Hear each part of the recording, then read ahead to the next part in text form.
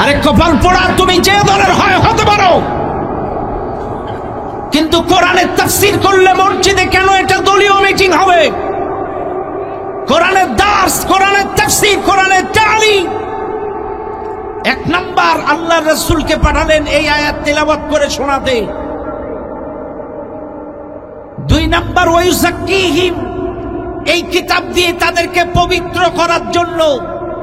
ওদের ব্যক্তি জীবন, ওদের পারিবারিক জীবন, ওদের অর্থনৈতিক জীবন, ওদের রাজনৈতিক জীবন, গোটা জিন্দেগিটা এই কোরআন দিয়ে পবিত্র করো। তিন নাম্বার, ওয়ায়ুআল্লিমুহুমুল কিতাব, এই কিতাবের তালিম দাও ওদেরকে। কিতাবের তালিম, আমরা তো কিতাবের তালিম বলতে কি বুঝি? রাগ করবেন না বাপ, আল্লাহর কসম বলছি, আমি কাউকে ছোট করে কথা বলি না। আমরা কিতাবের তালিম বলতে বুঝি আমাদের লেখা কিতাবের কথা, কিন্তু কিতাবের তালিম হচ্ছে একমাত্র কোরআন। কথা বলেন ঠিক না বেটি? ওয়ায়ুআল্লিমুহুমুল কিতাব, এটা কোরআন বলতেছে। এই কিতাবের তালিম দাও এদেরকে। কিন্তু আজকের দুঃখজনক হলেও সত্য, আমাদের মসজিদগুলোতে এই কিতাবের তালিম চলে না। দেখবেন এমনও নেতা আছে, মাগরিবের নামাজ পড়ে জামাতে, এশার নামাজ পড়ে জামাতে, ফজরের নামাজ পড়ে জামাতে, জুম্মার নামাজ পড়ে জামাতে। ফজরে কি কোরআন তেলাওয়াত আসতে হয় না জোরে হয়? মাগরিবে কি আসতে হয় না জোরে হয়? এশায় কি আসতে হয় না জোরে হয়? এখানে কি গোপনে পড়ে প্রকাশ্যে? কথা কন না কেন? জাহিরি না বাতিনি? জাহিরি, জোরে জোরে তেলাওয়াত হয়, প্রকাশ্যে তেলাওয়াত হয়।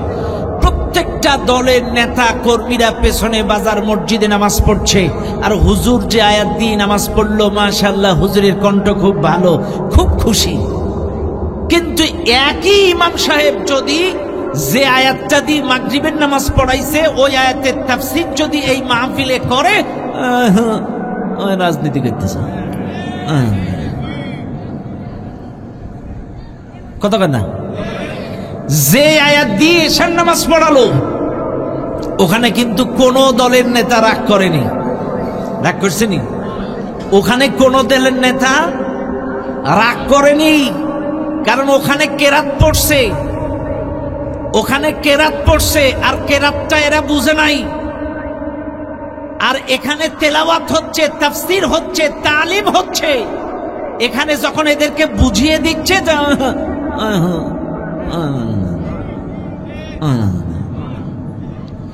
চাইলে আল্লাহ বলছে এদেরকে কিতাবের তালিম দাও। ইয়া আইয়ুহার রাসূল বাল্লিগ মা উনজিলা ইলাইকা মির রাব্বিক, আল্লাহ পাক তার নবীকে বলছেন, হে রাসূল, তোমার কাছে আমি যে কিতাবটা নাজিল করেছি, এই কিতাবের দাওয়াত মানুষের কাছে পৌঁছে দাও। কার কথা? কার কথা? আল্লাহর কথা। আল্লাহ পাক বলছেন, হে রাসূল, তোমার কাছে যে আমি কিতাবটা অবতীর্ণ করেছি, নাজিল করেছি, এই কিতাবের দাওয়াত মানুষের কাছে পৌঁছে দাও। এই কিতাব দিয়ে মানুষদেরকে রবের দিকে ডাকো। তাবলীগ মানে পৌঁছে দেওয়া, বাল্লাগা ইউবাল্লিগু, পৌঁছে দেওয়া। কি? মা উনজিলা ইলাইকা মির রাব্বিক, আল্লাহ যে কিতাবটা নাজিল করেছে, এই কিতাবের দাওয়াত মানুষের কাছে পৌঁছে দিয়ে মানুষকে রবের দিকে ডাকো।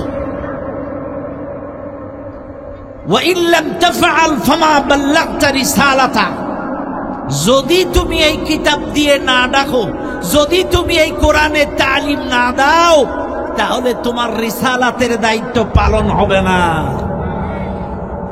কাকে বলছেন? কে বলছেন? আল্লাহ বলছেন। চাইলে এখন আসেন, এই কোরআন দিয়ে আল্লাহ পাক তেলাওয়াত করতে বললেন, এই কোরআন দিয়ে ওদেরকে পবিত্র করতে বললেন, এই কোরআন দিয়েই ওদেরকে তালিম দিতে বললেন। এ কথা কে বলতেছেন? আল্লাহ। অথচ আজকে দুঃখজনক হলেও সত্য, এই বাংলাদেশের মানুষ গত 16 বছরে যে আয়াতের তাফসীর শুনলে ওরা খুশি হয়েছে, গত 16 বছর যে তাফসীর শুনলে ওরা তাকবীর দিছে, গত 16 বছর যে আয়াতের তাফসীর শুনে একই সাথে রাস্তা দিয়ে বাড়ি গেছে, গত 16 বছর যে আয়াত শুনে এরা তাকবীরের ধ্বনি দিয়েছে, আবার এই 16 বছর পরে একই আয়াতের তাফসীর করলে ওরা আবার কেন 16 বছরেও যে আয়াতের তাফসীর হইছে এখনো তো সেই আয়াতের তাফসীর হচ্ছে। আলা লাহুল খালকু ওয়াল আমর ইনিল হুকমু ইল্লা লিল্লাহ, আলা লাহুল খালকু ওয়াল আমর ইনিল হুকমু ইল্লা লিল্লাহ। গত 16 বছর তো এটাই হয়েছে, ইন্নাদ দীনা ইনদাল্লাহিল ইসলাম। গত 16 বছর তো এটাই হইছে, আল্লাযীনা আমানু ওয়া হাজারু ওয়া জাহাদু ফি সাবিলিল্লাহ, আল্লাযীনা আমানু ইউকাতিলুনা ফি সাবিলিল্লাহ। গত বছর তো একই আয়াতের তেলাওয়াত হলো, তাফসীর হলো। তাইলে এই 16 বছর পাশাপাশি বসে ওয়াজ শুনলেন, তাফসীর শুনলেন, হুজুর খুব ভালো বক্তা, আর এখন একই আয়াতের তাফসীর করলে বলেন আমি শরীয়তের আইন মানি না। কেন? কারণটা কি? তুমি 16 বছরে আয়াতটাকে বিশ্বাস করলে, এখন তোমারে কিসে পাইলো যে আয়াতটা তুমি আর মানতেছ না? এই আয়াতটার প্রতি তোমার আর বিশ্বাস নাই কেন? এখানে যারা আছেন বলেন তো, কাফের বেশি কারা কারা? কাফের আছেন কারা কারা? হাত তোলেন। হ্যাঁ, কাফের কেউ নেই? নেই তো, সবাই সবাই কি ইমানদার? এ ভাই, তাইলে আসেন আমরা ইমানদার কারা কারা একটু হাত তোলেন। আচ্ছা, হাত নামান। তাইলে এখানে কোনো কাফের নেই, সবাই ইমানদার। তাই যদি হয়, আল্লাহ তো একথাই বলছেন, আল্লাযীনা আমানু ইউকাতিলুনা ফি সাবিলিল্লাহ। যারা ইমানদার, যারা ঈমান এনেছে, তারা আল্লাহর রাস্তায় আল্লাহর দ্বীন কায়েমের জন্য লড়াই করবে।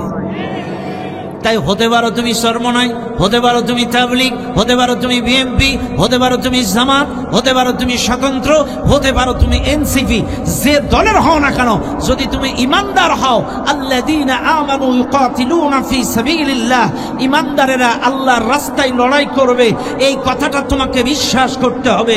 আর এই শরীয়তের আইন, এই কোরআনের আইন যারা বিশ্বাস করবে না, বিশ্বাস করেন তাদের দাড়ি থাকতে পারে, টুপি থাকতে পারে, পাঞ্জাবি থাকতে পারে, তারা কখনো ইমানদার হতে পারে না।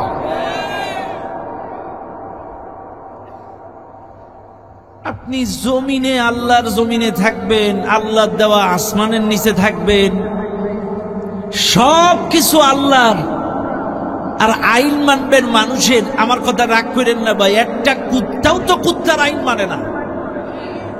রাগ করেন না আমার কথা, একটা কুত্তাও তো কুত্তার আইন মানে না, একটা গরুও গরুর আইন মানে না, একটা ছাগলও ছাগলের আইন মানে না। আপনি সৃষ্টি, শ্রেষ্ঠ সৃষ্টি হিসেবে মানুষ হয়ে মানুষের আইন মানেন, আপনার লজ্জা করে না? লজ্জা করা উচিত।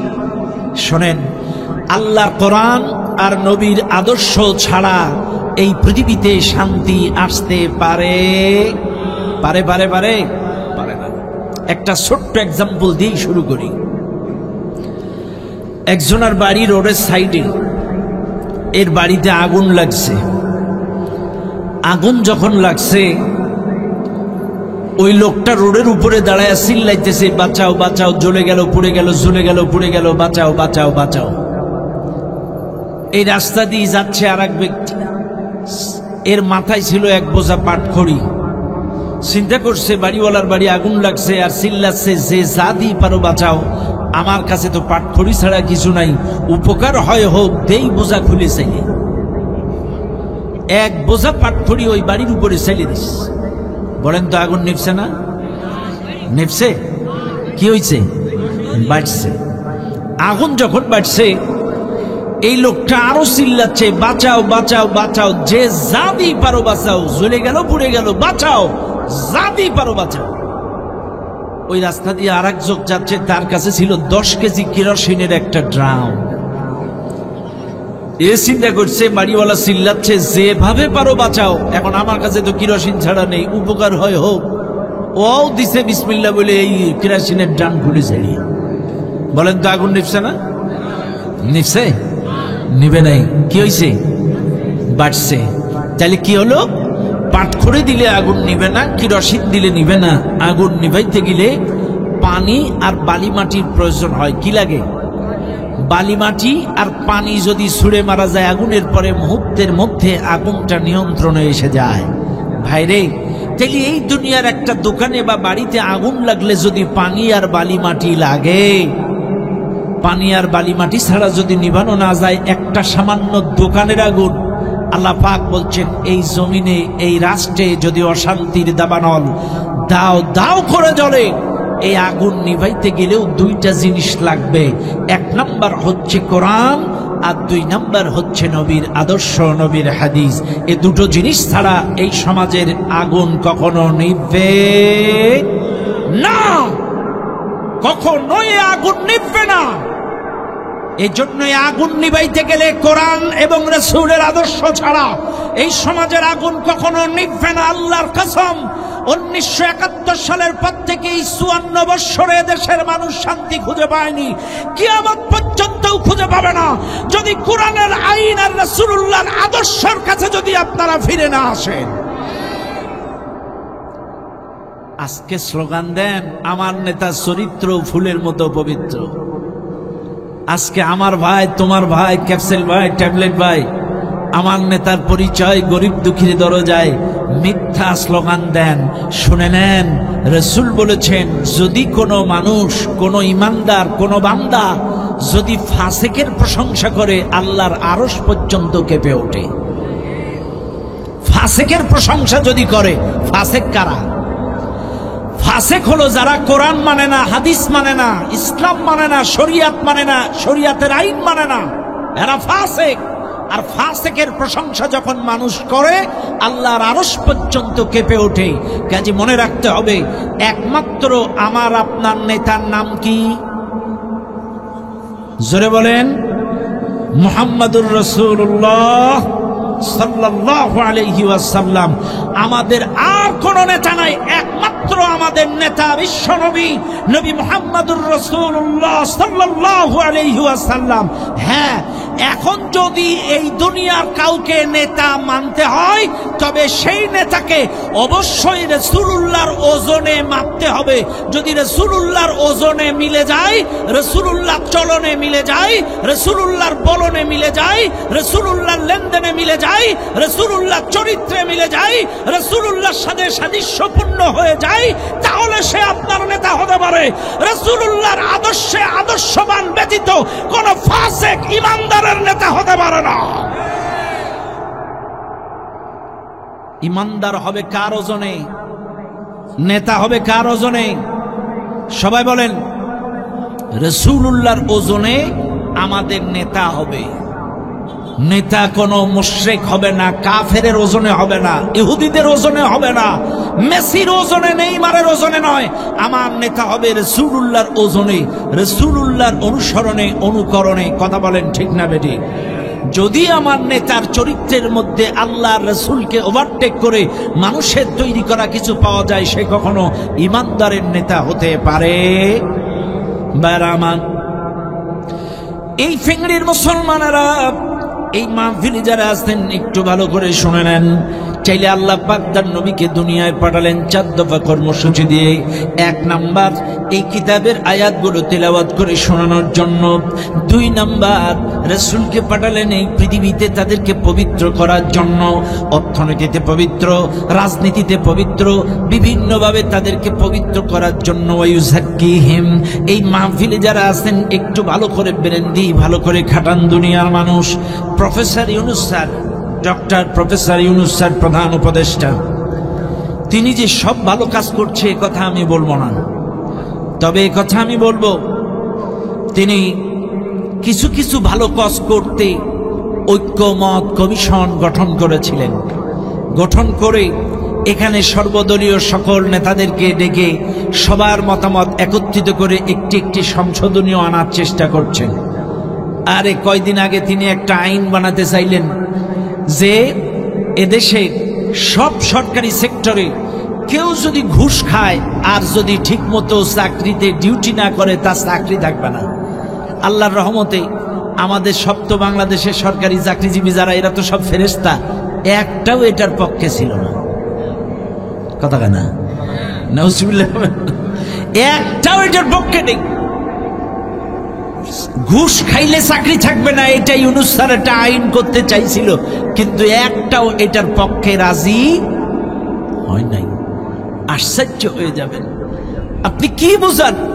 শুধু নামাজ পড়বেন, দাড়ি রাখবেন, আপনি ইমানদার রাসূলের উম্মত। আমার নবী জন্ম থেকে 63 বছর পর্যন্ত কারোর হক নষ্ট করেনি, কারোর হক নষ্ট করেনি। শুধু ছোট্ট মাসুম মুহাম্মদকে মা হালিমাতুস সাদিয়া যখন কোলে করে নিয়ে গেলেন, একটা স্তনে মুখ লাগালেন। বিশেষ করে আমাদের দেশের মহিলারা স্তন চেঞ্জ করে দেন, একটা স্তনে দুধ খাওয়ানোর পরে আর একটা স্তনে দেন। নবীজির একটা স্তন থেকে আর একটা স্তনে চেঞ্জ করার সময় নবীজি ওই পরবর্তী স্তনে আর মুখ লাগায় না। কেন লাগায় না? কারণ আমার মা হালিমাতুস সাদিয়ার আরো বাচ্চা, সুবহানাল্লাহ বলবেন না, তাদের হক তিনি নষ্ট করেন নাই। ছোট্টবেলায়,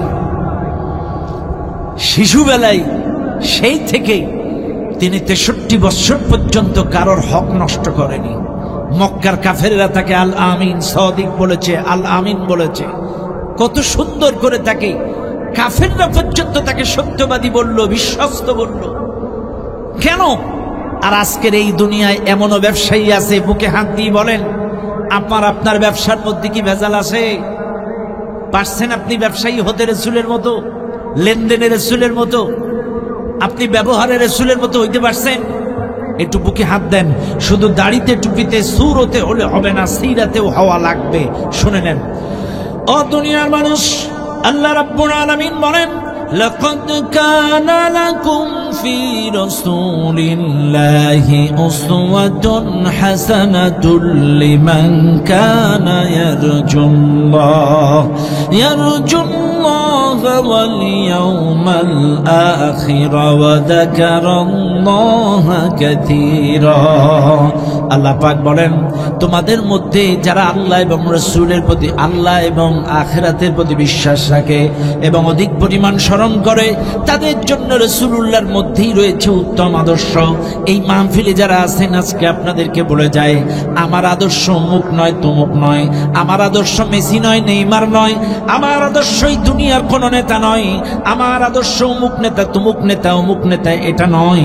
একমাত্র আমার আপনার আদর্শ হলো মুহাম্মদুর রাসূলুল্লাহ সাল্লাল্লাহু আলাইহি ওয়াসাল্লাম। আল্লাহ পাক বলেন, অবশ্যই তোমাদের জন্য রাসূলুল্লাহর মধ্যেই রয়েছে উত্তম আদর্শ। আপনি কোন দিকের কথা বলবেন?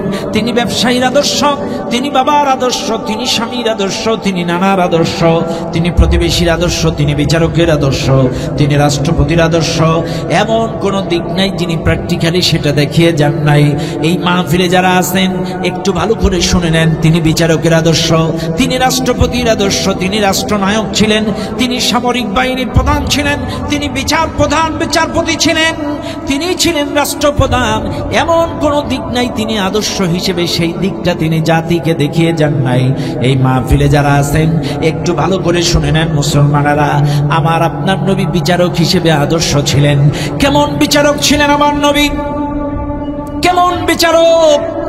আমার নবী, বিশ্ব নবী, নবী মুহাম্মদুর রাসূলুল্লাহ সাল্লাল্লাহু আলাইহি ওয়াসাল্লাম তৎকালীন সময়ে মদিনার জিন্দেগিতে একটি মেয়ে ফাতেমা নাম, নবীর মেয়ের নামে নাম ফাতেমা, নবীর মেয়ের নামে নাম ফাতেমা। বংশীয় ঘরের একটি মেয়ে চুরি করে ধরা খাইছে। নবী রানিং প্রেসিডেন্ট, নবী বিচারপতি, নবী রানিং প্রেসিডেন্ট, নবী বিচার করবেন কোরআন দিয়েই ঘোষণা দিলেন, বাদ আসর এই কোরআনের আইন বাস্তবায়ন করা হবে। আল্লাহর নবীর ঘোষণা শোনার পরে এমন আল্লাহর নবীর কিছু সাহাবা আজমাইন রাসূলুল্লাহর কাছে অনুরোধ জানালেন, কানে কানে যে ফুসফুস করে একটু রিকোয়েস্ট করলেন, ইয়া রাসূলুল্লাহ, এই ফাতেমা বংশীয় ঘরের মেয়ে, যদি তার হাত কাটার আইনটা মাফ করা যায়। নবীজির কাছে সুপারিশ করতেছে। নবীজি এমন একজন নবী ছিলেন, তিনি রেগে গেলে ভাঙচুর বা গালিগালাজ করতেন না। তিনি রেগে গেলে তার চেহারা লাল হয়ে যেত, তিনি রেগে গেলে থরথর করে কাঁপতেন। এখন বাদ আসর বিচার, রাসূলুল্লাহর কাছে যখন এই সুপারিশ গেছে যে হুজুর বংশীয় ঘরের মেয়ে, এর হাত কাটাটা মওকুফ করা যায় না, নবী থরথর করে কাঁপতেছে আর বলছে, শোনো, আজকে তোমরা আমার কাছে সুপারিশ করেছো এর হাত কাটার আইনের ব্যাপারে, অর্থাৎ আল্লাহর বিধানের ব্যাপারে তোমরা আমার কাছে সুপারিশ করছো। শুনে নাও মদিনার মুসল্লিরা, এই জায়গায় বংশীয় ঘরের মেয়ে ফাতেমা কেন, যদি আমি মুহাম্মাদের মেয়ে ফাতেমাও যদি ধরা খেত আমি তার হাতটা কেটে দিতাম। আমার মেয়েও যদি চুরি করতো আমি তার হাত কেটে দিতাম, মাফ করতাম না। কারণ আল্লাহ বলছেন ওয়াইদা হাকামতুম বাইনান নাস আন তাহকুমু বিল আদল, মানুষের মধ্যে যখন বিচার ফাইসালা করবে, ন্যায় বিচার করবে, ইনসাফ ভিত্তিক বিচার করবে, খবরদার পক্ষপাতিত্ব টানাটানি হেসলে করবে না। শুধু কি তাই, আমার নবী কি বিচারক ছিলেন, আমার নবী কেমন বিচারক, বিচারকের আদর্শ তিনি। বদরের যুদ্ধ যখন হয়ে গেল, বদরের যুদ্ধ সংগঠিত হওয়ার পরে এই বদরের যুদ্ধে মুসলমানদের বিজয় হয়ে গেল। এই যুদ্ধে মুসলমানদের সংখ্যা ছিল 313, কাফেরদের সংখ্যা ছিল 1000। এই যুদ্ধে মুসলমানদের শাহাদাত বরণ করলো 14 জন, কাফেরদের মারা গেল 70 জন।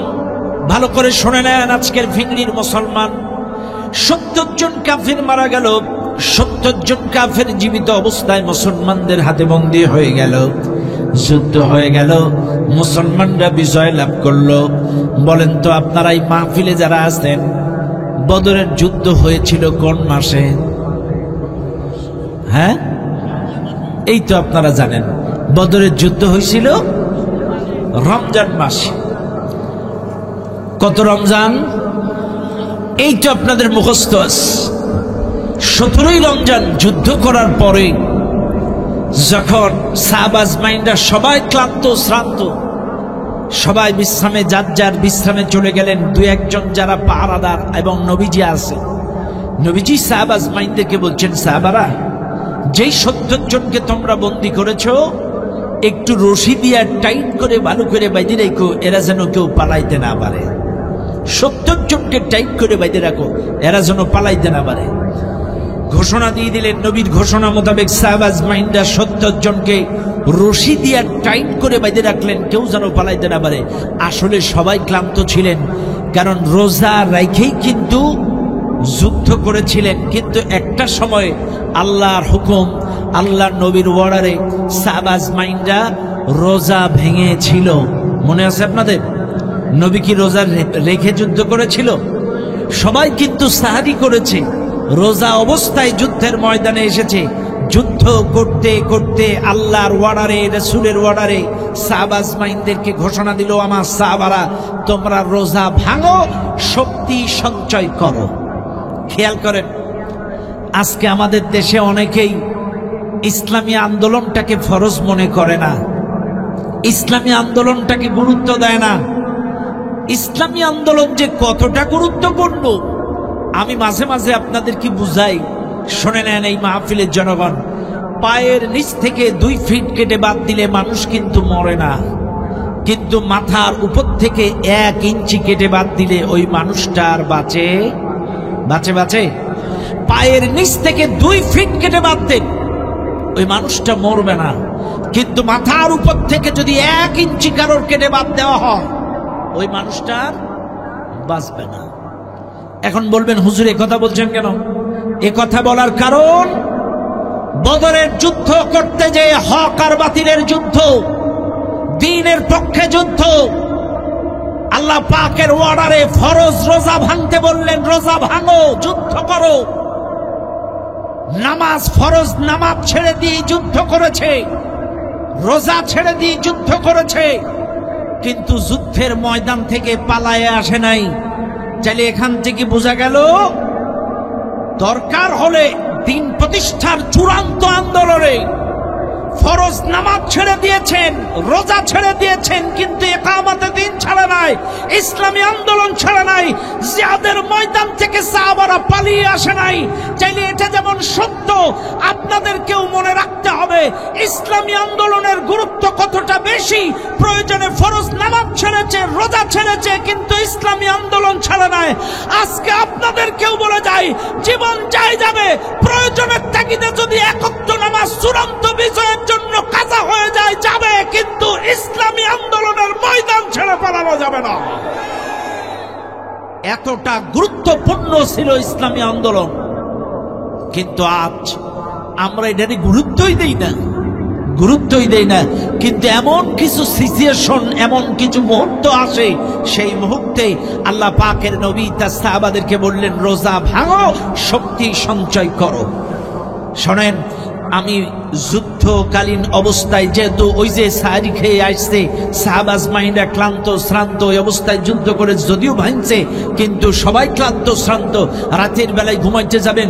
রাসূল অর্ডার দিলেন, সাহাবারা তোমরা বিশ্রামে যাচ্ছ, কিন্তু 70 জন যেন রাতে পালাইতে না পারে, ভালো করে বাঁধতে রাখো। নবীর অর্ডারে 70 জনকে ভালো করে বাঁধা হলো।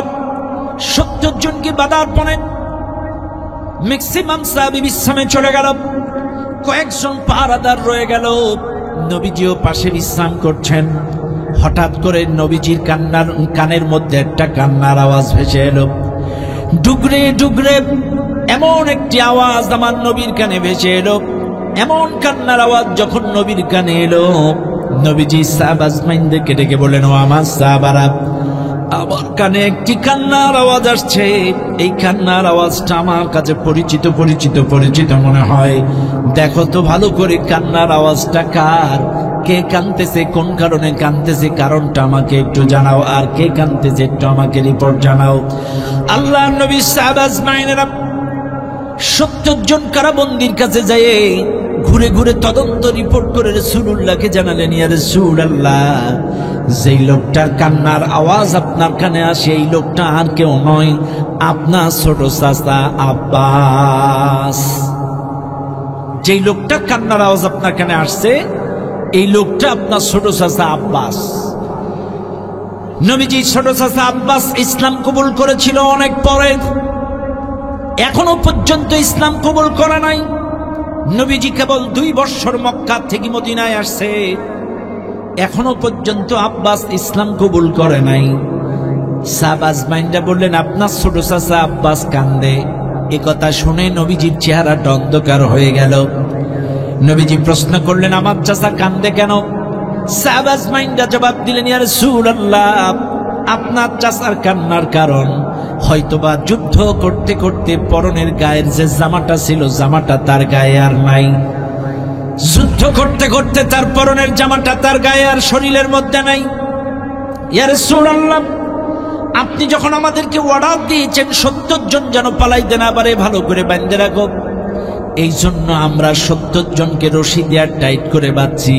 হুজুর, অন্যান্য কাফেরদের গায়ের মধ্যে কাপড় থাকার কারণে রশিটা তাদের কাপড়ের উপর থেকে গেছে, কিন্তু আপনার চাচার শরীরে কাপড় না থাকার কারণে রশিটা যখন আব্বাসের শরীরের উপর দিয়ে গেছে, আব্বাসের শরীরের মধ্যে চামড়া ভেদ করে রশিটা গোশতের মধ্যে ঢুকে গেছে, যার কারণে রক্তক্ষরণ হচ্ছে, যন্ত্রণায় আব্বাস কান্দে। এ কথা শুনে নবীজির চেহারা মলিন হয়ে গেল, নবীজির চেহারা অন্ধকার হয়ে গেল। এই দৃশ্য দেখে সাহাবাজ মাইন্ডা মনে কষ্ট পেলেন। কিছুক্ষণ পরে সাহাবাজ মাইন্ডা স্থান ত্যাগ করলেন, নবীজি বসে গেলেন, মন খারাপ।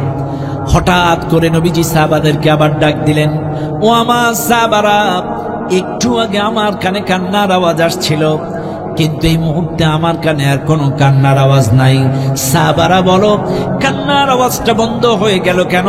তোমরা তো বলছিলে আব্বাসের শরীর দিয়া রক্ত ঝরতেছে, রশিটা চামড়া ভেদ করে গোশতের মধ্যে ঢুকে গেছে। ইয়া রাসূলুল্লাহ, নবীজি বলছে, সাহাবারা, আমার আব্বাস তো কাঁদছিল, অসুস্থ হয়ে গেছিল, আব্বাস কি মারা গেল নাকি? আব্বাসের কান্নার আওয়াজ তো আমার কানে আর আসছে না। সাহাবাজ মাইন্ডা ডাক দি বলে, ইয়া রাসূলুল্লাহ, আপনি যখন জিজ্ঞাসা করেছিলেন কে কাঁদতেছে, কোন কারণে কাঁদতেছে, আমরা বলেছিলাম আপনার ছোট চাচা আব্বাস। কেন কাঁদতেছে? রশিটা চামড়া থেকে ভেদ করে গোশতের মধ্যে ঢুকে যাওয়ার কারণে কাঁদে। ইয়া রাসূলুল্লাহ, এই ঘটনা শুনে আপনার চেহারাটা মলিন হয়ে গিয়েছিল, অন্ধকার হয়ে গিয়েছিল। এই দৃশ্য আমরা দেখে সহ্য করতে পারি নাই। আমরা সব সহ্য করতে পারি, কিন্তু আপনার অন্ধকার চেহারা সহ্য করতে পারি না। আপনার আব্বাস ছোট চাচার দুঃখ কষ্ট রক্তের কথা শুনে আপনার চেহারা যখন অন্ধকার হয়ে গেল, আমরা আপনার পরামর্শ না নিয়েই নিজেরা সিদ্ধান্ত নিয়েই ওই বন্দি 70 জনের ভেতর থেকে আপনার চাচা আব্বাসের রশিটা একটু লুজ করে দিয়েছিলাম।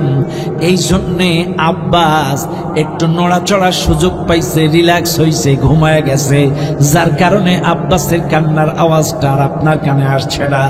নবীজি আমার বসেছিলেন, নবীজি বসার থেকে ত্রিং করে দাঁড়িয়ে গেলেন। নবীজি দাঁড়িয়ে যে বলছেন, ও আমার সাহাবারা, কাজটা তোমরা ভালো করো নাই, ঠিক করো নাই, কারণ আমার আল্লাহ আমাকে দুনিয়ায় পাঠিয়েছে আদল প্রতিষ্ঠা করার জন্য। ইন্নাল্লাহা ইয়া'মুরু বিল আদল, আল্লাহ আমাকে দুনিয়ায় পাঠিয়েছে আদল প্রতিষ্ঠা করার জন্য। ইন্নাল্লাহা ইয়া'মুরু বিল আদল ওয়াল ইহসান, আল্লাহ আমাকে পাঠিয়েছেন আদল প্রতিষ্ঠা করার জন্য, ইহসান করার জন্য, ইহসান প্রতিষ্ঠা করার জন্য। শুনে নাও দুনিয়ার মানুষ, কাজে আমি যেহেতু আদল প্রতিষ্ঠা করতে দুনিয়ায় এসেছি, ইনসাফ প্রতিষ্ঠা করতে এসেছি, সমতা বজায় করতে এসেছি, আর তোমরা আমার চাচা বলে, আমার পরিবারের সদস্য বলে আব্বাসের দড়িটা লুজ করে দিলে, ওই 69 জন আমার চাচা না বলে তাদের দড়ি লুজ করলে না, আমি কিয়ামতে আসামির কাতারে জালিম বিচারক হয়ে যাব। হবে না, হবে না, তাড়াতাড়ি যাও, আমার চাচার দড়ি যেই কায়দায় লুজ করেছো, এই মুহূর্তে বাদ বাকি 69 জনের দড়িও লুজ করে দাও।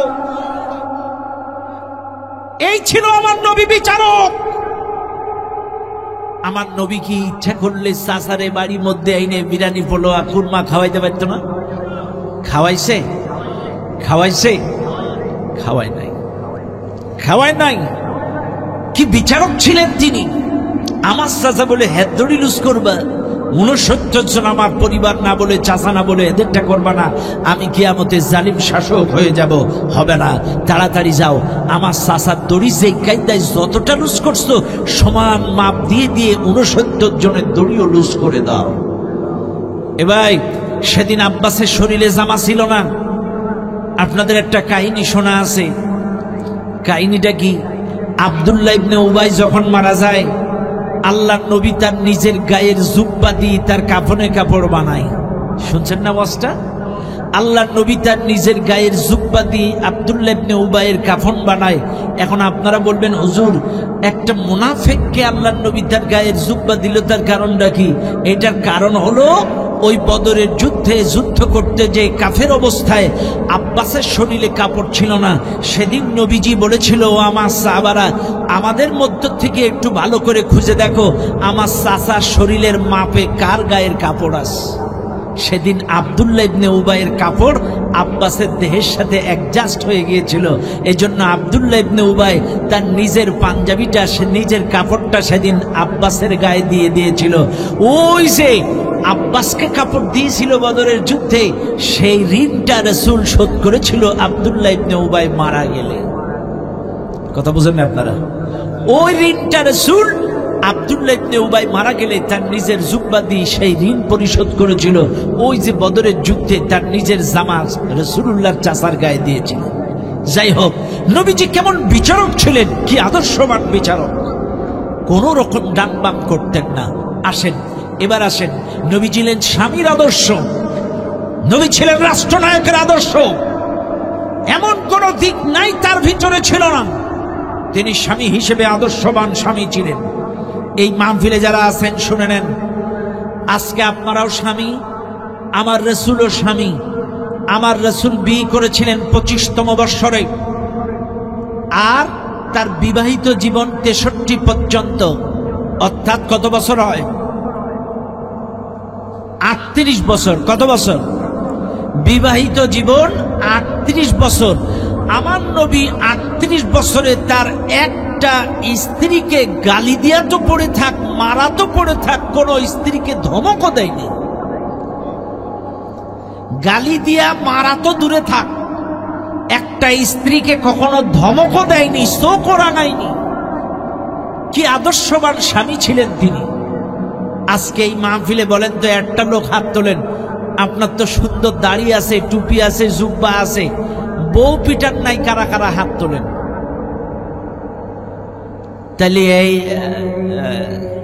ওই যে একটা উঠছে পিছনে, কয় বছর বিয়ে করছেন? আলহামদুলিল্লাহ বলেন। এটা ধমকও দেননি? মাশাআল্লাহ মাশাআল্লাহ, আলহামদুলিল্লাহ বলেন। এই যে এক দুইজন পাওয়া গেছে, তারা ধমকও দেননি। আল্লাহু আকবার। আমার নবী তার জিন্দেগীর 38 বছর বিবাহিত জীবনে কাউকে ধমক দেননি, গালি দেননি, কোন স্ত্রীকে কোনদিন চোখও রাঙাননি। অথচ আমিও স্বামী, আমার নবী তার স্ত্রীদের পায়ের জুতা ছিঁড়ে গেলে নবী নিজে সেই জুতা সেলাই করে দিয়েছে। আমার নবী স্ত্রীদের কাপড় ধুয়ে দিয়েছে।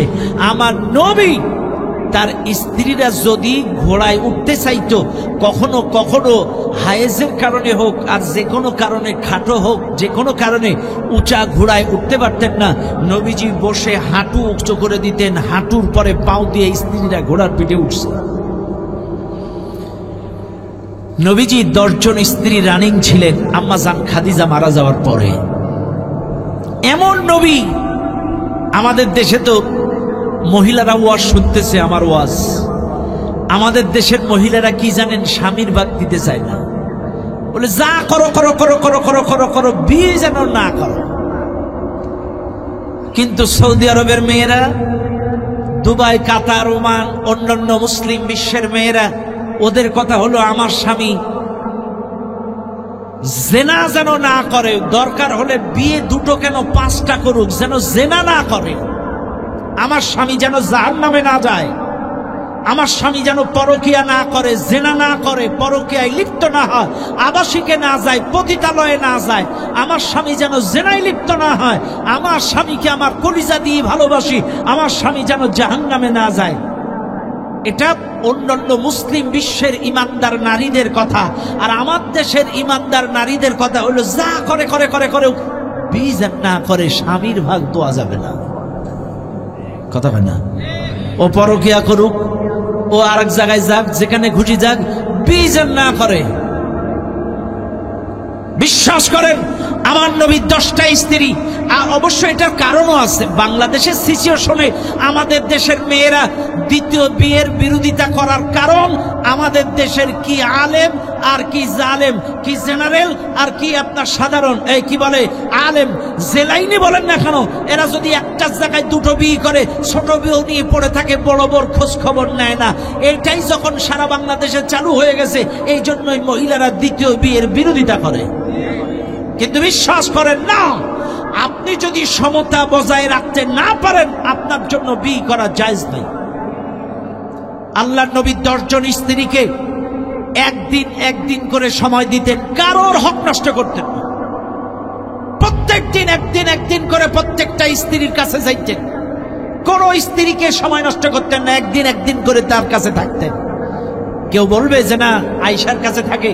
আম্মা জান আয়েশা সবচেয়ে সুন্দরী এবং ছোট স্ত্রী ছিলেন, কুমারী স্ত্রী ছিলেন, কিন্তু শুধুমাত্র রাসূল আয়েশার কাছে থাকতেন না, প্রত্যেকটা স্ত্রীকে একদিন করে সময় দিতেন। এটা দৈনন্দিন একদিন করে সময় স্ত্রীকে দিতেন। আর প্রতিদিন রাসূল ফজরের নামাজের পরে মসজিদে বসতেন, কিছু জিকির আজকার, কোরআন তেলাওয়াত, সাহাবাদের নিয়ে মাসলা মাসাইল জবাব দেওয়ার পরে ইশরাকের নামাজ পড়ে রাসূল বাড়ি আসতেন। সব স্ত্রীকে ডেকে সুমা দিতেন, আদর করতেন। এরপরে আবার দিনের কাজে দাওয়াতে বেরিয়ে যেতেন। আবার বাদ আসর বাড়িতে আসতেন, প্রত্যেকটা স্ত্রীদের শরীরের খবর নিতেন, সুমা দিতেন, আদর করতেন, আবার দিন প্রচারের কাজে বেরিয়ে যেতেন। এটা দৈনন্দিন সব স্ত্রীর রুটিন ছিল। আর একদিন করে এক একজন স্ত্রীর কাছে থাকা, এটা তো আলাদা রুটিন। কিন্তু আমাদের দেশে যারা একটা জায়গায় দুটো বিয়ে করে, বড় বড় খোঁজই নেয় না। এই জন্যই তো আমাদের দেশের মহিলারা বিরোধিতা করে, যা করো করো করো করো, এই করে না। কথা বলা কেন? এই জন্য শরীয়তে বিয়ে করাটা সমস্যা না, সমস্যা হলো সমতা বজায় রাখতে হবে, হক আদায় করতে হবে ইনসাফ ভিত্তিক ভাবে, দুইজনের হক। আমার একজন ওস্তাদ ছিলেন শাইখ জাহিদুল ইসলাম, তার 4 জন স্ত্রী ছিলেন, একজন স্ত্রী মারা গিয়েছিলেন। এই জন্য উনি সপ্তাহে 3 দিন, 2 দিন করে এক একজন স্ত্রীকে সময় দিতেন। আর যেই দিন শুক্রবার ছিলেন, ওই দিন আমাদের হোস্টেলে থাকতেন। বুঝলেন না আপনারা? 2 দিন করে এক একজন স্ত্রীকে, যেদিন শুক্রবার ওই দিন আমাদের সাথে আমাদের হোস্টেলে থাকতেন, আবাসিকে। ইনসাফ বজায় রাখতে হবে। আল্লাহর নবী এমন একজন স্বামী, নবীজি বিকালবেলা আসরের পরে বাড়ি আসতেন, মসজিদ থেকে আসরের পরে আসতেন বাড়ি। আপনি আমি তো আসরের সময় বাইর হই আর রাত 12টায় বাড়ি আসি, কিন্তু নবী বললেন না, আসরের নামাজের পরে দৈনন্দিন নবী যদি একান্ত দূরে কোনো সফরে না যেতেন, তার প্রতিদিনের রুটিন ছিল আসরের নামাজের পরে বাড়ি আসা, স্ত্রীদেরকে নিয়ে বসা, কারোর মাথায় উকুন থাকলে উকুন বেঁচে দেওয়া, সব স্ত্রীগুলো এক জায়গায় বসতেন, গল্প করতেন, নবীজি কারো চুল বেঁধে দিতেন, উকুন বেঁচে দিতেন। এটা ছিল আসরের পরের রুটিন, আসরের পরের রুটিন ছিল এটা রাসূলের। সৌদিরা এখনো সেটা আমল করে। যারা হজ করতে গেছেন, আর যারা ওখানে সৌদি প্রবাসী যদি কেউ থেকে থাকেন, দেখবেন সৌদিরা ম্যাক্সিমাম সব তাদের পরিবার বাচ্চা কাচ্চা নিয়ে বিভিন্ন পাহাড়ের কিনায় এ চিপায় ও চিপায় নিজের ফ্যামিলি আর বাচ্চাদের নিয়ে একটা চাদর বিছায় সবাই এক জায়গায় মিলে আড্ডা দেয়, ফ্যামিলি মেম্বারদের নিয়ে। সৌদিরা এটা আমল করে এখনো পর্যন্ত। কিন্তু আমাদের দেশের মানুষ আসরে বাইরে আর 12টায় ঘরে ঢুকে, কতক্ষণ না কেন, ঠিক না বেঠিক? হ্যাঁ, কিন্তু রাসূলের প্রতিদিনের রুটিন ছিল ফজরের পরে বাড়ি এসে স্ত্রীদের খোঁজ খবর নেওয়া এবং আসরের পরে বাড়ি এসে তাদেরকে সময় দেওয়া। এটা দৈনন্দিন রুটিন ছিল। ও দুনিয়ার মানুষ, স্ত্রীদের সাথে আমার নবী মশকরা করতেন, স্ত্রীদের সাথে আমার নবী মাঝে মাঝে কৌতুক করতেন, মশকরা করতেন। আম্মা জান আয়েশা সিদ্দিকা রাদিয়াল্লাহু আনহা, একদিন নবীজি এক জানাজা থেকে ফিরলেন, হঠাৎ করে নবীজি আম্মা জান আয়েশার দরজার কাছে এসে দাঁড়ালেন। আম্মা জান আয়েশা সেদিন প্রচন্ড মাথা ব্যথা করছিলেন। আম্মা জান আয়েশা সিদ্দিকা রাদিয়াল্লাহু আনহা মাথায় হাত দিয়ে শুধু আল্লাহ আল্লাহ বলতেছে, আল্লাহ আল্লাহ এরকম করে জিকির। ওই যে আমাদের যেমন কিছু হলে কাতরায়, ও মা গো বাবা গো কাতরাই, আম্মা জান আয়েশা আল্লাহ আল্লাহ বলে মাথায় হাত দেয় আর এরকম করে কাতরাচ্ছে। নবীজি দরজার কাছে এসে হেলান দিয়ে দাঁড়ালেন। এ দৃশ্য দেখে নবীজি দাঁড়াই হেলান দিয়ে ফুটকট করে হাসতেছে। নবীজি মুস্কি মুস্কি যখন হাসে, আম্মা জান আয়েশার হঠাৎ করে যখন দরজার দিকে নজর গেল, এটাই স্বাভাবিক। আমার মাথা ব্যথা করে আর আমার স্বামী হাসে, এটা দেখলে বউরা রাখবে না, কি করবে? রাখবে না, এটা স্বাভাবিক। যদি দুইজন দেখবেন পাশাপাশি দুই যায় বা দুই মহিলাই গন্ডগোল করে, আর স্বামী যদি এই জায়গায় প্রেজেন্ট থাকে, স্বামী যদি প্রতিবাদ না করে, তে বাড়ি এসে আর এক ঝড় যায়। তুমি কোনো কথা বললি না কেন? কথা কেন? অন্যায় হোক আর পক্ষে হোক আর বিপক্ষে হোক, প্রতিবাদ করলে না কেন? কথা ঠিক না বেটি? তো নবীজি মুস্কি মুস্কি হাসতেছে। এই দৃশ্য দেখে আম্মা জান আয়েশার মাথা আরো গরম। আমার মাথা কামড়াচ্ছে আর আপনি হাসতেছেন, আমার মরণ হইলে আপনার ভালো হয়, আম্মা জান আয়েশা বলতেছে। তখন নবীজি বলছেন, না, তোমার মরণ হইলে আমার আরো জ্বালা হয়। বলছে কেন? বলছে দেখো, তুমি তো মরবা, তোমার কাজ শেষ, কিন্তু এই শীতের রাতে তোমাকে গোসল দেওয়া লাগবে আমার, এই শীতের রাতে কবর খোঁড়া লাগবে আমার, এই শীতের রাতে তোমাকে মাটি চাপা দিয়া লাগবে আমার, এই জায়গার থেকে ঘাড়ে করে কবরস্থান পর্যন্ত নেওয়া লাগবে আমার। বলো তো জ্বালা কার বেশি? সুবহানাল্লাহ বলবেন। এরকম মস্করা করতেন স্ত্রীদের সাথে, এত সুসম্পর্ক ছিল আমার নবী। তিনি স্বামী হিসেবে আদর্শবান স্বামী ছিলেন, তাদেরকে শরিয়াত শেখাতেন, ইসলাম শেখাতেন। আপনারা বলবেন, হুজুর নবী 10টা 11টা স্ত্রী হইল কেন? এক নাম্বার কারণ নবীজির 11টা স্ত্রীর প্রথমতম কারণ, নবীজিকে আল্লাহ তাআলা একটা দায়িত্ব দিয়ে পৃথিবীতে পাঠিয়েছেন। হুয়াল্লাযী আরসালা রাসূলাহু বিল হুদা ওয়া দীনিল হক লিইয়ুযহিরাহু আলা দ্বীনি কুল্লি।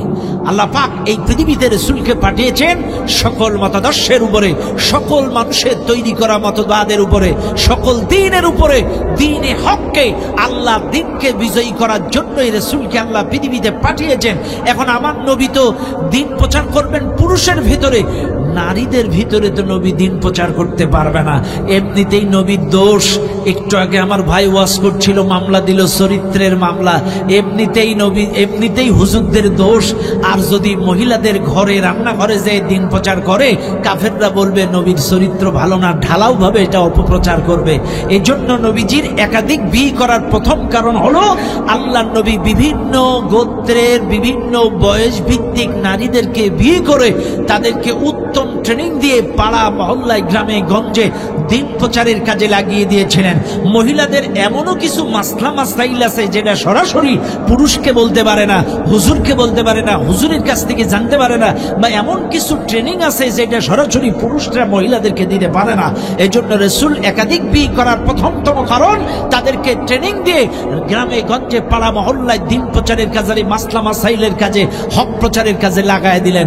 কাজে আজ আপনারা শুধু একা ইসলামী আন্দোলন করলে চলবে না, দিন বিজয়ের আন্দোলন শুধু একা একা করলে চলবে না।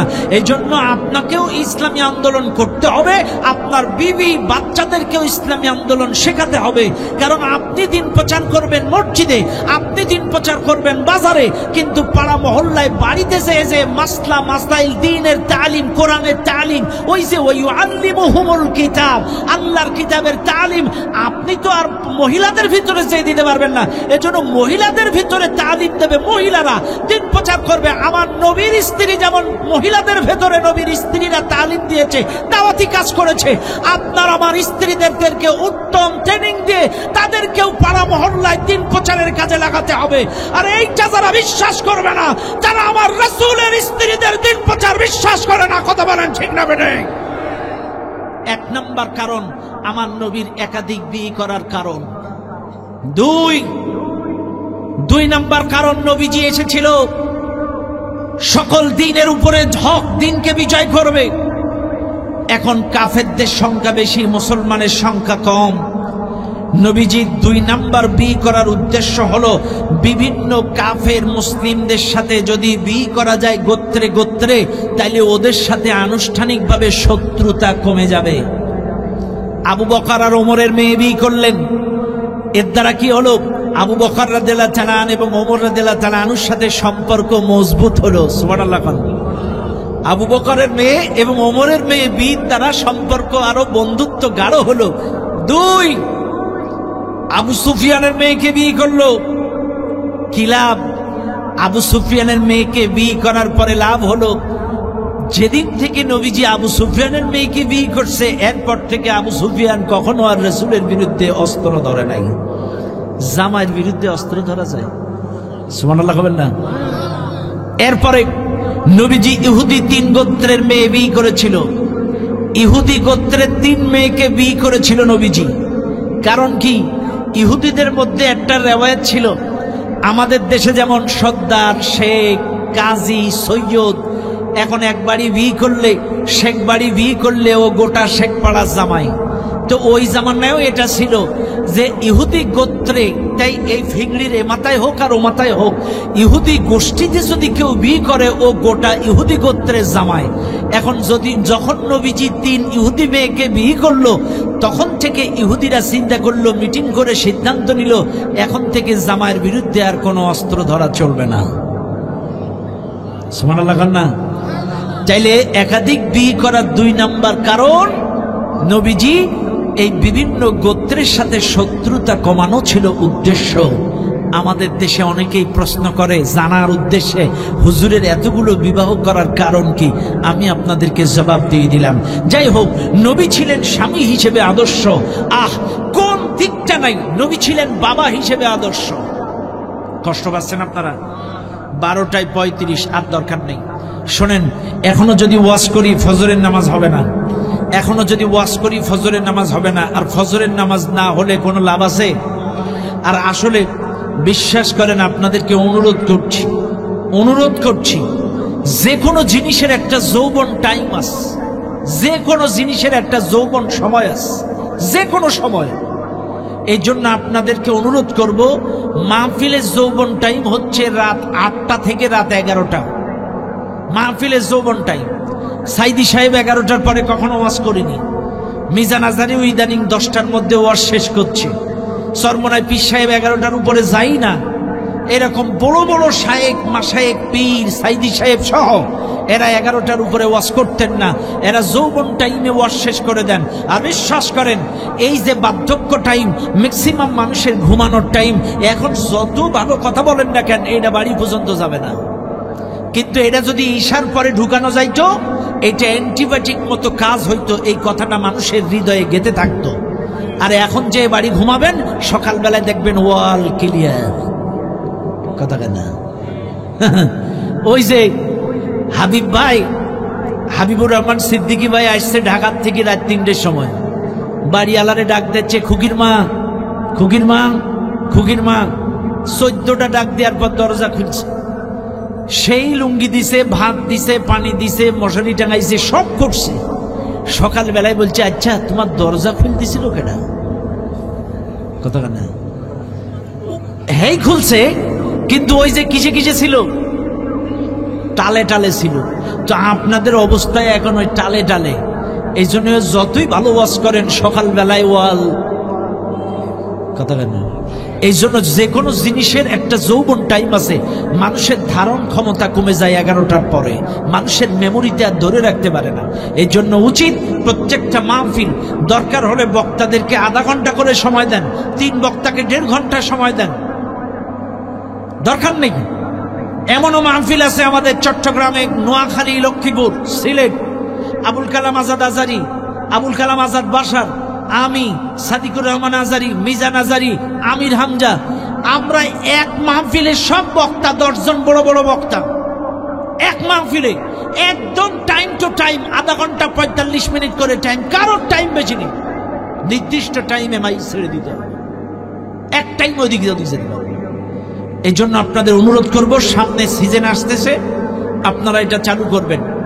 নেতাদেরকে দাওয়াত দেবেন, কথা বলার সুযোগ দেবেন না। কথা ঠিক আছে? আমি আবারও বলছি, নেতাদেরকে দাওয়াত দেবেন, কথা বলার সুযোগ দেবেন না।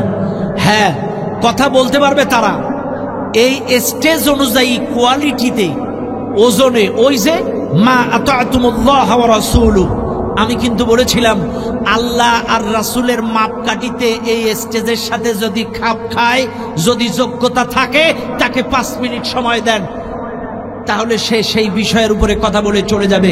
আর যদি এই কোয়ালিটিতে মা আতাতুমুল্লাহ ওয়া রাসূলু, আল্লাহ আর রাসূলের কোয়ালিটিতে যদি না মেলে, তাইলে এর কথা বলার চান্স দেবেন না। কথা ক্লিয়ার? মনে থাকবে আপনার? আমি কিন্তু বলেছি আমাদের নেতা হবে আল্লাহ আর রাসূলের ওজনে, মাপে। আতাতুমুল্লাহ ওয়া রাসূলু, শরীয়তের আইন এবং রাসূলুল্লাহর আদর্শের মাপকাঠিতে যদি মেলে, তাইলে সেই কথা বলবে, আর যদি না মেলে সময় নষ্ট করবেন না। ওই বিসমিল্লাহির রহিম, আউযুবিল্লাহি মিনাশ শাইতানির রহিম, এগুলোর দরকার নেই। আপনারা সুন্দর করে সালাম বিনিময় করবেন, তাকে আনবেন, সম্মান প্রদর্শন করবেন, তাকে খাওয়াবেন, বড় সিয়ারটা দেবেন, কিন্তু বক্তব্য নয়। কারণ মাপকাঠিতে যদি না মেলে চলবে না। ঠিক আছে? বাস, আমি যতটুকু বলেছি, যা বলেছি, প্রত্যেকটা কথা আল্লাহ তাআলা আমার আপনার আমাদের সকলের বাস্তব জীবনে আমল করে ইহকালের শান্তি, পরকালের মুক্তি অর্জন করার তৌফিক দান করুন। চিৎকার মেরে বলেন আল্লাহুম্মা আমিন।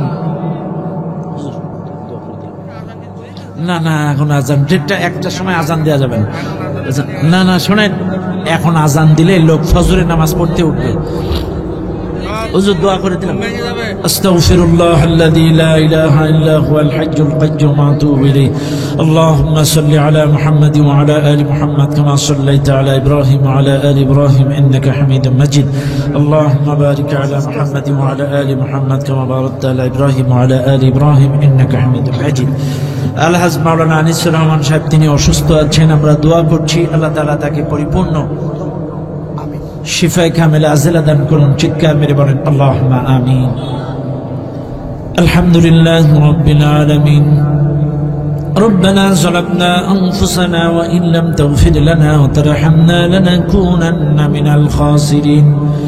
ربنا آتنا في الدنيا حسنة وفي الآخرة حسنة وقنا عذاب النار.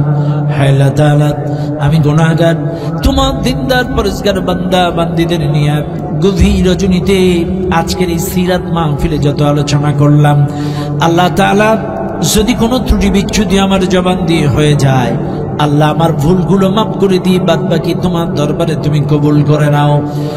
আল্লাহ তাআলা এর তামাম সওয়াব, রহমত, বরকত, দয়ার নবী, মায়ার নবী, বিশ্ব নবীর রওজা মুবারকে পৌঁছে দাও। নবীর আহলে ওয়াল আত্মীয় স্বজন সাহাবী আজমাইন, তবে তাবিন, শুহাদা, সালেহিন যারা চলে গেছে, সকলের আরওয়াহ পাকের সওয়াব পৌঁছায়া দাও। হায় আল্লাহ,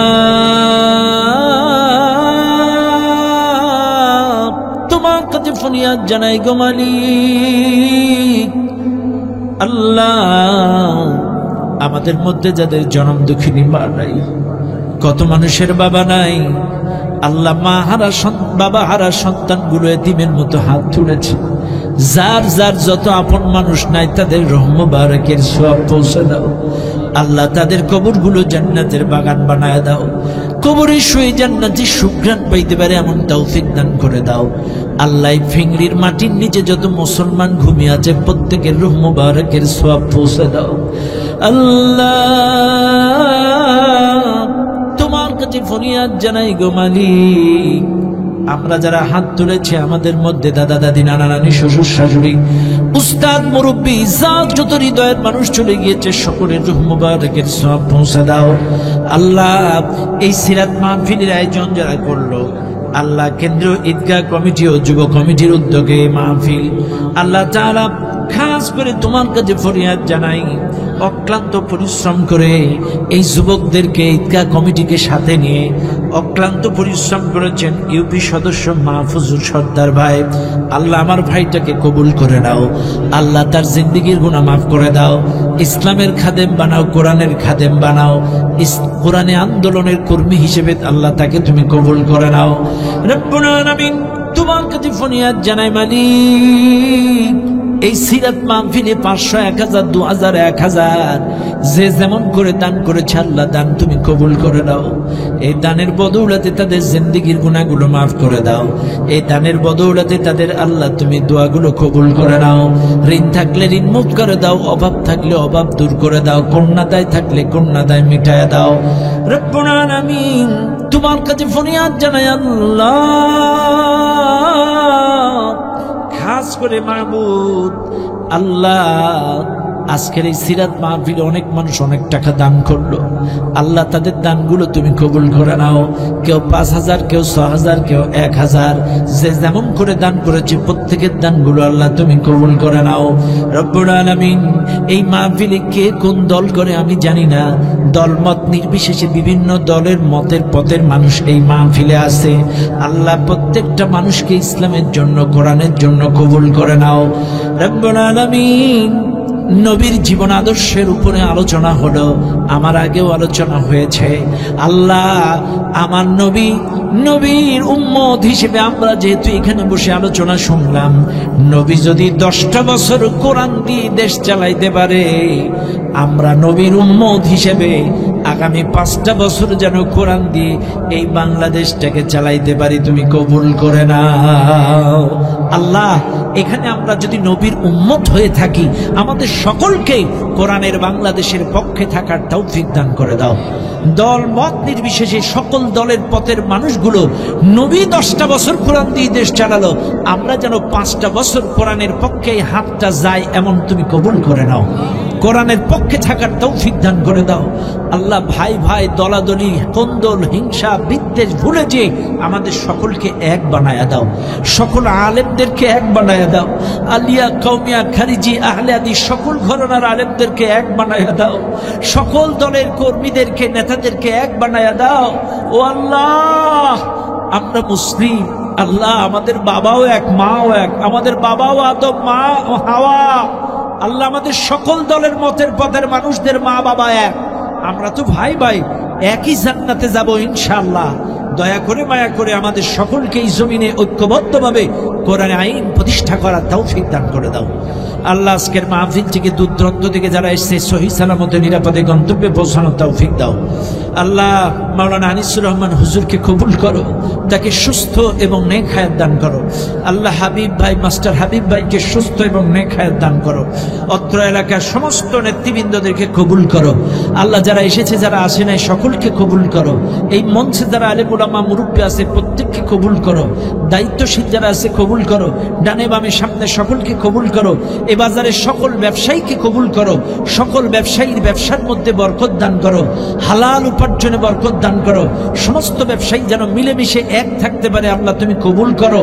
ও আল্লাহ, খাস করে এই ফিকনির উপরে তোমার রহমত বরকত নাজিল করো।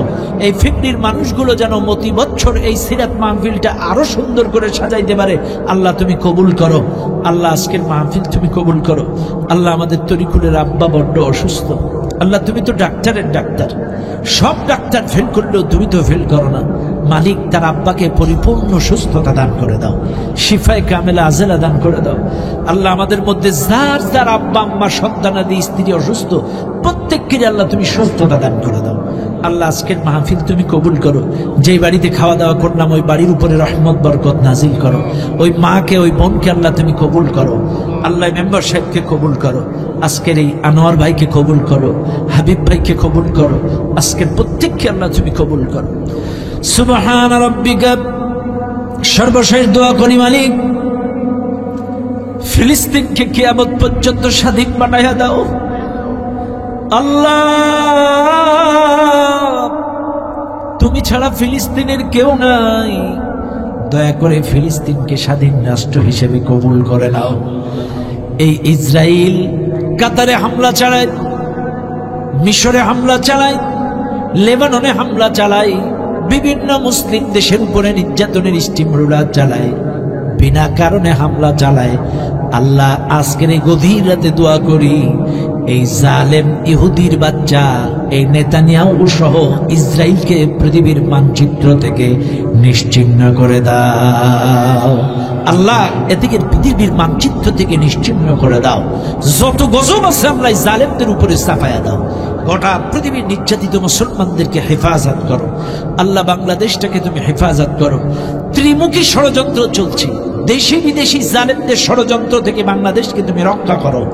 আল্লাহ যত প্রকার ষড়যন্ত্র এই দেশের বিরুদ্ধে চলছে আল্লাহ সমস্ত ষড়যন্ত্র আল্লাহ তুমি হটিয়ে দাও। আল্লাহ দেশটাকে তুমি কোরআনের জন্য ইসলামের জন্য কবুল করে নাও। আজকের দোয়া কবুল করো। সুবহান রাব্বিকা রব্বিল ইজ্জাতি আম্মা ইয়াসিফুন ওয়া সালামুন আলাল মুরসালিন। আল্লাহ সর্বশেষ দোয়া করি, অনেক মা বোন এসেছে পর্দার আড়ালে, তাদের বিষয়ে বেশি কথা বলতে পারি নাই। আল্লাহ আমার মা বোনদেরকে 5 ওয়াক্ত নামাজি বানায়া দাও, পদ্মাশীলী না বানাও। স্বামী শ্বশুর শাশুড়ির খেদমত করার তৌফিক দান করে দাও। যাদের সন্তান হয় না সন্তান দিয়ে দাও, যাদের সন্তান বিয়ে হয় না বিয়ের ব্যবস্থা করে দাও, যাদের সংসারে অশান্তি আছে শান্তি দিয়া সংসারগুলো জান্নাতের টুকরা বানায়া দাও। আল্লাহ আমাদের দোয়া কবুল করো।